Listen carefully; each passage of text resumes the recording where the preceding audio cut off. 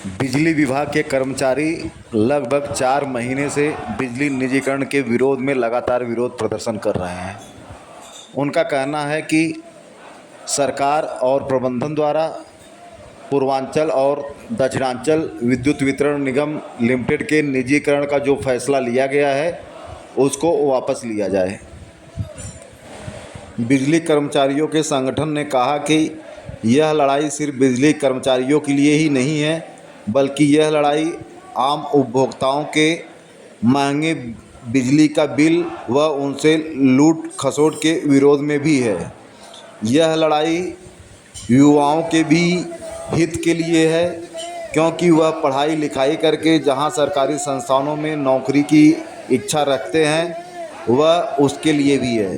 साथ ही यह लड़ाई सरकारी परिसंपत्तियों की रक्षा के लिए भी यह लड़ाई लड़ी जा रही है, क्योंकि निजीकरण होने के बाद उपभोक्ताओं से लूट खसोट और उनका शोषण बढ़ जाएगा। वहीं जो युवा पढ़ाई लिखाई करके एक सरकारी संस्था में रोज़गार का सपना पाले रहते हैं, उनके सपनों पर भी पानी फिर जाएगा।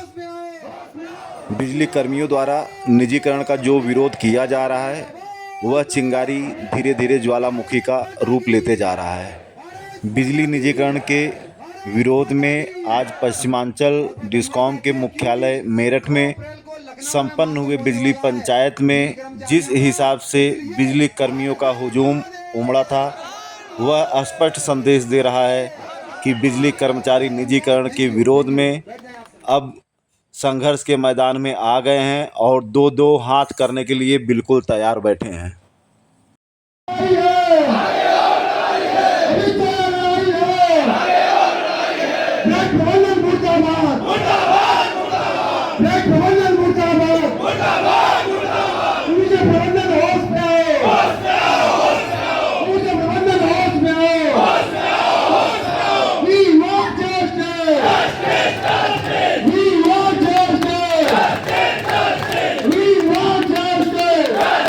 इस जन सैलाब को देख करके आप अंदाज़ा लगा सकते हैं कि बिजली कर्मचारी किस स्तर से अपनी तैयारी में जुटे हुए हैं। मेरठ में हुए बिजली पंचायत में संघर्ष समिति के नेता जितेंद्र सिंह गुज्जर ने कहा कि आज 24 मार्च तो सिर्फ एक झांकी है, 9 अप्रैल अभी बाकी है। देखें क्या उन्होंने कहा। क्योंकि आज मैं 11 बजे से ही यहाँ पे खड़ा हूँ और रात के 11 बजे से तैयारी कर रहा था कौन कहाँ से कितने लोग आ रहे हैं। तो जब एक एक जनपद के लोग आ रहे थे अपने बैनर लेके तो मुझे आभास हो गया था कि अब लखनऊ दूर नहीं है साथी। बात समझ रहे हैं ना आप। जब मैंने देखा कि सहारनपुर के लोग भी आ रहे हैं, मुजफ्फरनगर के लोग भी आ रहे हैं, मेरठ के तो है ही हैं, हापुड़ के भाई भी आ रहे हैं और जो इधर बुलंदशहर हैं और मुझे बुलंदशहर के लोग खड़े हैं देखो। उसके बाद मुरादाबाद के, रामपुर के हैं, संभल के हैं, बिजनौर के हैं, एक एक जनपद, शामली के तो भाई कमाल कर दिया।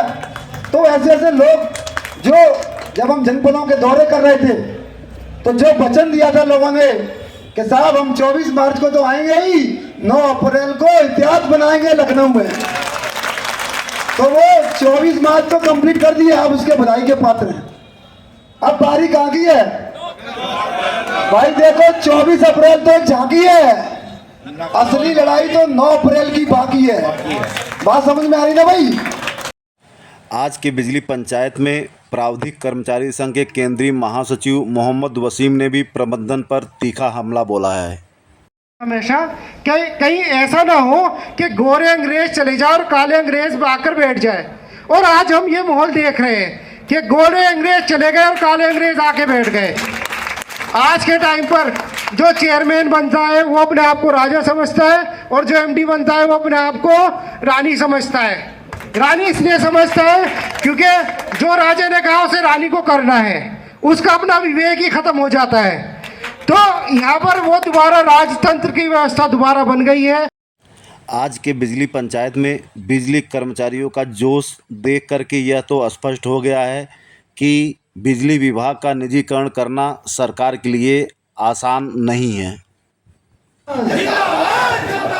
निजीकरण बंद करो, निजीकरण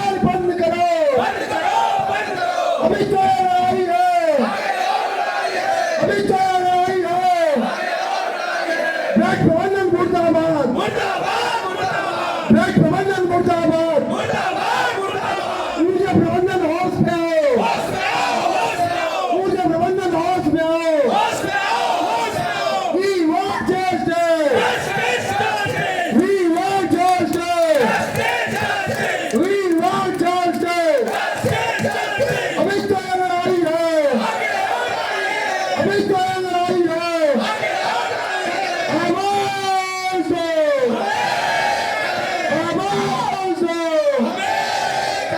भारत माता की, भारत माता की, भारत माता की। क्योंकि 9 अप्रैल को लखनऊ में भारत माता की, क्योंकि 9 अप्रैल को लखनऊ में महाकुंभ होने वाला है, इसलिए हर हर महादेव, हर हर महादेव।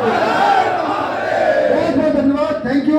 संयुक्त संघर्ष समिति के केंद्रीय संयोजक शैलेंद्र दुबे ने भी 9 अप्रैल को लखनऊ में होने वाली विशाल रैली के लिए लोगों को मंच से आह्वान किया।